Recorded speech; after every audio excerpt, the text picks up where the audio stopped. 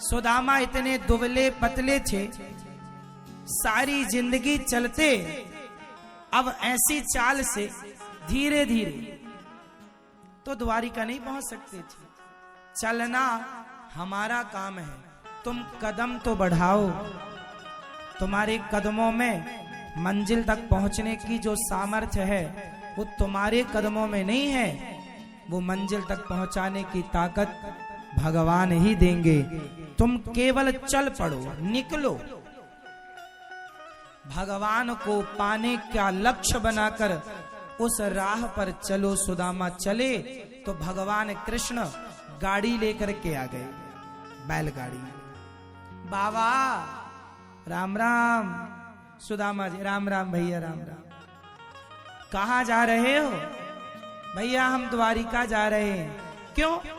हमारे मित्र द्वारिका में रहते हैं, कृष्ण उनका नाम है। अब तो राजा हो गया है, हमारे साथ पढ़ा, एक स्कूल में ही थे हम लोग, एक गुरुजी क्या साथ में लकड़ी काटते थे। तो भगवान गाड़ी वाले बन करके आए हैं। बाबा तो तुम्हारा जो मित्र है तुम्हारे साथ पढ़ा है? हाँ, उज्जैन में हम लोग एक साथ पढ़ते थे। और तुम अब मिलने जा रहे हो? तुम्हारा मित्र कृष्ण है? हाँ हाँ, मैं भी जानता हूं कृष्ण को, वो तो राजा हो गए हैं और तुम तो रहे भिखारी। क्या तुम्हें पहचान लेंगे तुम्हारे मित्र? सुदामा बोले देखो, मित्र तो बड़ा हो गया है, बड़ा आदमी है, पता नहीं मुझे गरीब को पहचानता है कि नहीं, परंतु चल के एक बार मिल लूं। नहीं पहचानेगा तो वापस आ जाऊंगा। दूर से ही सही अपने मित्र को जी भर के देख तो लूंगा, कैसा है, बदला कि नहीं बदला। बाबा वैसे लोग पहचानते नहीं है, बड़े पद पर जाने के बाद कोई किसी को थोड़ी पहचानता है। सुदामा जी बोले नहीं, जो मेरा मित्र है ना, मेरा कन्हैया, वो सब लोगों की तरह नहीं है, उसमें कुछ अलग है। मुझे विश्वास है मुझे वो जरूर पहचानेंगे। तो भगवान जो गाड़ी वाले के रूप में आए, भगवान ने कहा अच्छा बाबा मैं भी द्वारिका ही जा रहा हूं, बुरा ना मानो तो कहूं? हाँ हाँ कहो। सुदामा जी बोले अपनी गाड़ी में क्या मुझे एक छोटी सी जगह दोगे? हाँ हाँ पूरी जगह लो। सुदामा जी बोले किराया तो नहीं लोगे? लूंगा, किराया तो लूंगा, फ्री में कैसे? सुदामा जी बोले तो फिर जाओ, हम पैदल आ रहे हैं। क्यों? सुदामा जी बोले हमारे पास किराया नहीं है देने का, बिठालना हो तो बिठाओ, नहीं तो राम राम। अच्छा चलो आओ बैठो। सुदामा जी को भगवान गाड़ी पर बिठाए और गाड़ी चली चली चली चली। चलते चलते गाड़ी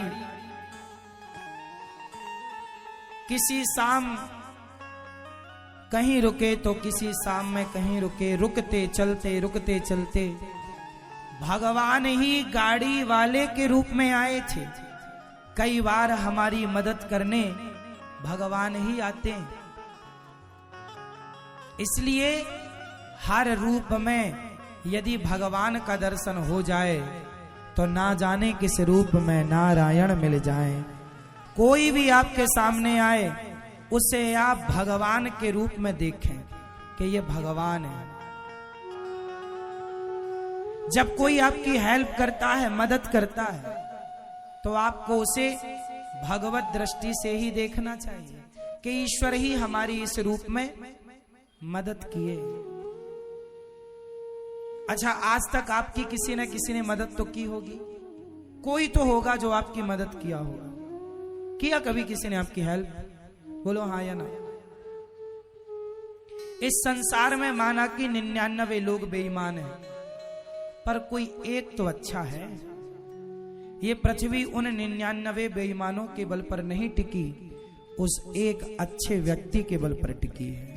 एक इसलिए जब कोई आपके साथ भला करे तो उसे भगवान के रूप में देखिएगा कि भगवान ही इस रूप में आकर मेरी मदद कर रहे हैं। उसे भगवान के रूप में स्वीकार कीजिएगा, स्वीकार कीजिए। सुदामा द्वारिका पहुंचे। लोगों ने पूछा भैया कहां से आए हो? सुदामा जी ने बताया हम सुदामापुरी से आए हैं, पोरबंदर। आज का पोरबंदर, कल का सुदामापुरी। सुदामा जी बताए हम वहां से आए हैं। लोगों ने कहा द्वारिका में कैसे आए? बोले ये जो कृष्ण है ना, ये हमारे बचपन के मित्र हैं। सुदामा जी बड़ी खुशी से बता रहे हैं सबको, पर लोगों ने मजाक उड़ाना शुरू कर दिया। अच्छा, भीख मांगने का नया तरीका ढूंढा है बाबा ने। हमारा मित्र द्वारिकाधीश है। अरे तुम्हारी शकल देखिए, फटे से कपड़े तुम्हारे पास, धोती पहनने के भी कपड़े पहनने के भी तुम्हारी हैसियत नहीं, फटे पुराने कपड़े। क्या तुम्हारे मित्र द्वारिकाधीश हो सकते हैं? उनके पास तो बड़े बड़े राजा महाराजा आते हैं। सुदामा जी बोले तुम सबका कहना सही है, बड़ा अपमान। एक बात बताएं मेरी मां, भक्ति के रास्ते पर चलने वालों को अपमान से गुजरना पड़ता है। भगवान ना अपने भक्त का बहुत अपमान कराते हैं। बताओ क्यों? मीराबाई को लोगों ने क्या कहा? पग घुंघरू बांध मीरा नाची रे, लोग कहें वो तो भैरे बवरिया, और सास कहे कुल नासी रे। सास कहती है इसने तो मेरे कुल का नाश कर दिया। लोग कहें वो तो भैरे बवरिया, और सास कहे कुल नासी रे। राणा ने विष दिया, मानो अमृत पिया, मीरा रानी दीवानी कहाने लगी, वो तो गली गली हरिगुण। मीरा को जहर पिलाया, मीरा को कुल नासी कहा, मीरा को चरित्रहीन कहा, मीरा को कुल का कलंक कहा। इस अपमान और सम्मान से निकलती हुई वो भगवान तक पहुंची। क्या करें, क्या करें साहब? यदि आपको दिल्ली जाना है मुंबई से, यदि आपको बंबई से दिल्ली जाना है, तो रास्ते में जितनी स्टेशन आती हैं उन सारी स्टेशनों को पार करना ही पड़ेगा। उन स्टेशनों को, उन शहरों को पार करके ही आप दिल्ली तक पहुंचेंगे। यदि दिल्ली जाना है तो उन स्टेशनों को पार करना ही पड़ेगा। उसी तरह ईश्वर तक जाना है तो अपमान और सम्मान के स्टेशनों को पार करना ही पड़ेगा। इस रास्ते से गुजरना ही पड़ेगा। आप सोचें कि मेरा अपमान ना हो और भगवान मिल जाए, तो एक का नाम बता दो जिसका अपमान ना हुआ और भगवान मिले हो। नरसिंह मेहता के बारे में आप जानते हैं? नरसिंह मेहता के अपनों ने, उनकी सगी भाभी ने उन्हें घर से निकाल दिया था, रोटी नहीं देती थी खाने को। नानी भाई का मायरा भरने गए थे तो भाई से गाड़ी मांगी, भैया जरा बैलगाड़ी दे दो। भाई ने मना कर दिया, गाड़ी नहीं। किसी ने एक पहिया दिया तो किसी ने दूसरा दिया, किसी ने बूढ़े रिजेक्ट बैल दिए थे। लोगों ने बड़ी मजाक उड़ाई, हंसी उड़ाई। सारे गांव के लोगों ने मजाक उड़ाकर नरसिंह को विदा किया था। मायरा भरने चला है, ये देखो तुम्बा तुम्बी लेके जा रहा है। इस विश्वास से निकले थे कि मेरा सांवरा जरूर आएगा। अपमान, बताओ, मीरा द्रौपदी मां भरी सभा में उनके कपड़े उतारे जा रहे हैं, इससे बड़ा कोई अपमान होगा? बोलो, होगा? भरी सभा में आप किसी के कपड़े उतारें, स्त्री के, इससे बड़ा अपमान क्या होगा? इस स्त्री को नग्न कर दो, ये आदेश था दुर्योधन का, निर्वस्त्र कर दो, इससे बड़ा अपमान क्या होगा? लेकिन उस अपमान से भी माता द्रौपदी गुजर गई। किसके भरोसे? बोलो, ईश्वर के भरोसे। आप यदि ईश्वर के रास्ते पर चल रहे हैं तो अपमान के स्टेशन से गुजरना पड़ेगा। यदि अपमान हो रहा है आपका तो समझ लो कि आप चल रहे हैं और ये स्टेशन से गुजर रहे हैं। हम गुजर जाएंगे, एक दिन पार हो जाएंगे। मंजिल उन्हीं को मिलती है जो चलते रहते हैं। रुक जाएं, आपने मेरा अपमान कर दिया, आपने मुझे गाली दी, मैं भी रुक गया, आपको गालियां देने लग गया, तो जो रुक जाएंगे वो मंजिल तक नहीं पहुंचेंगे। मंजिल तक पहुंचने के लिए निरंतर चलना पड़ेगा, निरंतर, हाँ, चलते रहो। श्री कृष्ण श्री कृष्ण श्री कृष्ण। मन भटके, अपमान मिले, जमाने की गालियां मिले, सबको किनारे करो और किसी प्रकार से किसी के लिए ईर्ष्या द्वेष तुम ना उत्पन्न करो। तुम तो भगवान के रास्ते पर चलो, ये सोचकर कि इस रास्ते पर आने वाली ये बाधा से गुजरना पड़ेगा। महाराष्ट्र में एक भक्त हुई,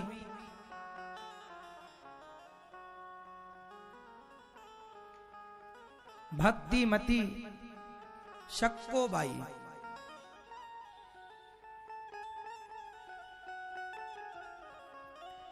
विठलनाथ जी से इतना प्यार था, एक दिन संतों के साथ चल पड़ी तो ससुर ने पकड़ के बांध दिया खंबे से और खूब पिटाई की।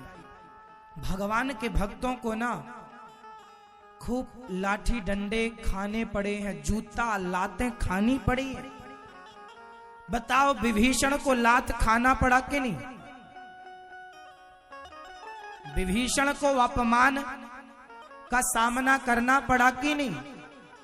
बोलो, लात मारा ना रावण ने।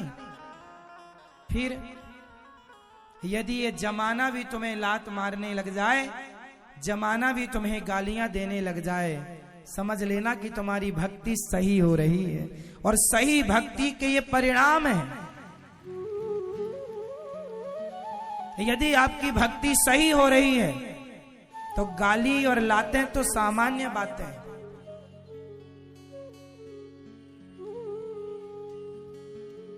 गुजरना पड़ेगा।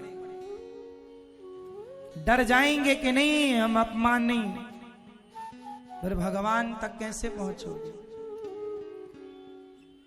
भगवान कहते हैं मेरे तक आते आते इतना भगवान परीक्षा ले लेते हैं, इतना मजबूत बना देते हैं कि फिर कुछ रह ही नहीं जाता।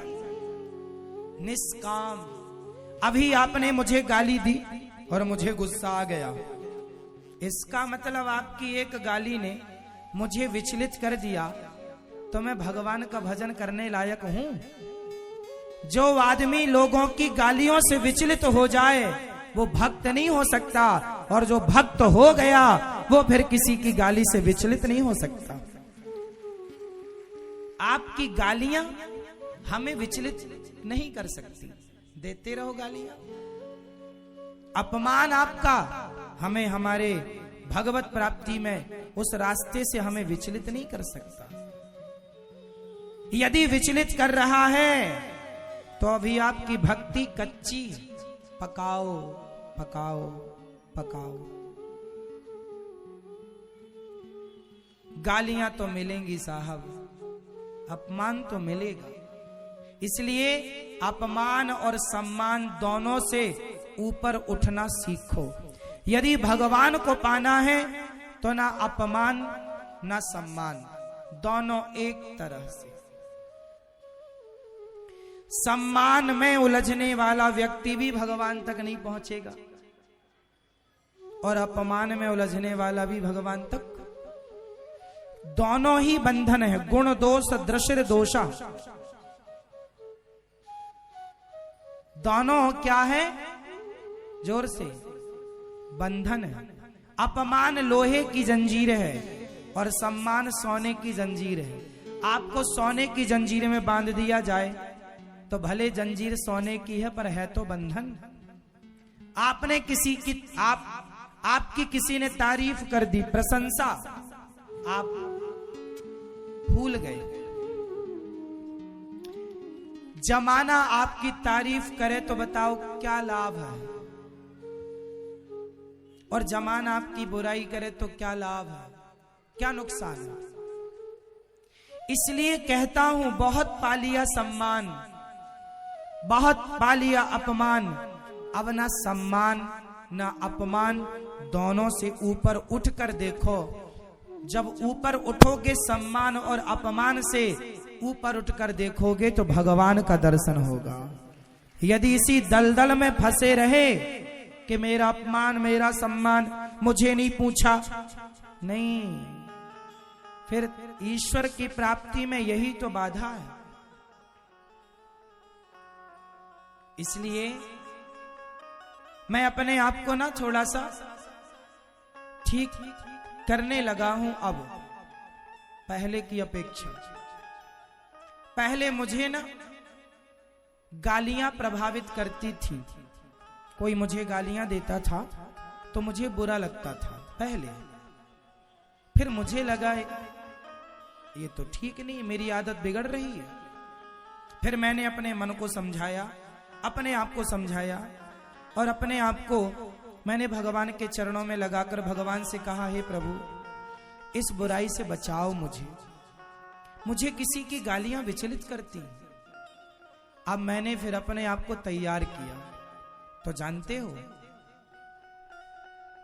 पत्थर को भी ना तैयार करने लग जाओ ना तो पत्थर भी भगवान हो जाता है। बोलो हाँ या ना?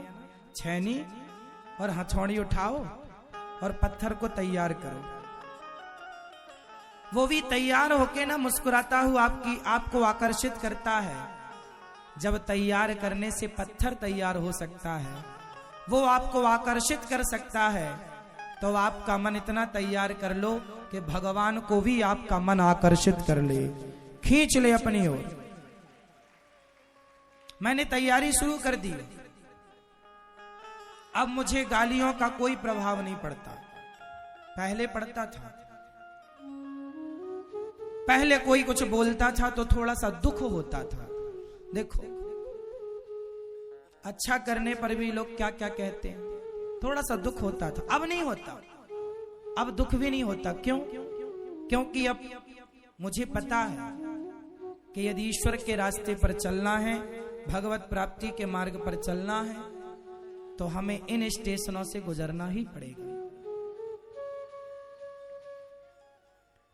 अब तो मैं तैयार हूं, अब तो मैं गालियां, कोई दे तो गालियां सहर्ष खाने को सुनने को तैयार हूं। कोई थप्पड़ भी मारे तो अब मैं अपने आप को थप्पड़ खाने के लिए भी तैयार कर चुका हूं। कोई लातें भी मारे तो उसके लिए भी अब मैंने अपने आप को तैयार, पहले तैयार नहीं था, अब तैयार हूं। क्यों? क्योंकि मुझे पता चल गया है कि ये सब कुछ बंधन है। ईश्वर की प्राप्ति में अपमान भी बाधा है और सम्मान भी। अब मुझे अपमान ही नहीं, कोई मेरा सम्मान करे, कोई मेरी तारीफ करे तो ना मुझे तारीफ प्रभावित करती, ना सम्मान प्रभावित करता, ना अपमान प्रभावित करता। इन दोनों से जब ऊपर उठेंगे, मैंने अपने आप को तैयार किया है इसके लिए क्या मुझे अपमान और सम्मान के दलदल से ऊपर, जैसे कमल दलदल से ऊपर जाकर के खिलता है, तो ऊपर यदि है तो वह शोभनीय है। बस यही है, आपको भी इस सम्मान और अपमान के दलदल से ऊपर उठकर केवल भगवान की तरफ देखना है। सुदामा ने कोई परवाह ना की कि जमाना हमें क्या कह रहा, मिलन की चाहत थी, चले चले द्वार पर पहुंचे। भैया श्री कृष्ण से मिलना है। द्वारपाल गए, हे प्रभु शीस पगा न झगा तन में, आही जान को आही बसे के ग्रामा, धोती फटी सिलटी दुपटी, अरुपाय उपासन की नहीं सामा, द्वार खड़ो तुझ दुर्बल एक, रहो चकिसो वसुधा विरामा, पूछत दीन दयाल कोना, बतावत आपनो नाम सुदामा। द्वारपाल ने कहा आपके कोई मित्र हैं बचपन के? सुदामा उनका नाम है। अच्छा, दौड़ पड़े सुदामा सुदामा, दौड़ते हैं द्वारिकाधीश। अच्छा, सुदामा लोगों के द्वारा जब उन्होंने सुना कि तेरे मित्र क्या कृष्ण होंगे, लोगों ने जब सुदामा का अपमान किया और उस अपमान को देखकर यदि सुदामा जी वापस लौट जाते तो क्या कृष्ण से मिलने का लाभ पाते? आप लोग गलती यही करते हैं। ईश्वर के रास्ते पर चलते तो हैं, पर जरा सा किसी ने अपमान कर दिया, जरा सा किसी ने सम्मान कर दिया, आप वहीं रुक जाते हैं। नहीं, आगे बढ़ते रहो, सबको छोड़ो, आगे बढ़ो। आगे बढ़ोगे तो कृष्ण बाहें फैलाए, भुजा फैलाए, आपको गले से लगाने के लिए आपका इंतजार कर रहे हैं। सुदामा सुदामा, मित्र सुदामा। सुदामा वापस जाने लगे, इतने दिनों के बाद आया हूं, पता नहीं पहचानते हैं कि नहीं। आवाज आई, पलट कर देखा, वही घुंघराले से बाल, वही छटा, वही सुंदर सी मुस्कान। दौड़ पड़े द्वारिकाधीश और उन्होंने सुदामा को गले से लगाया। गले से लगाया। सुदामा ने कहा मित्र तुमने बड़ी देर लगा दी आने में। रोते हुए गोविंद ने कहा मित्र देर हमने नहीं, देर तो आपने लगा दी द्वारिका आने में। वीडियो को शुरू से अंत तक देखने के लिए धन्यवाद दोस्तों, आप सभी लोगों को।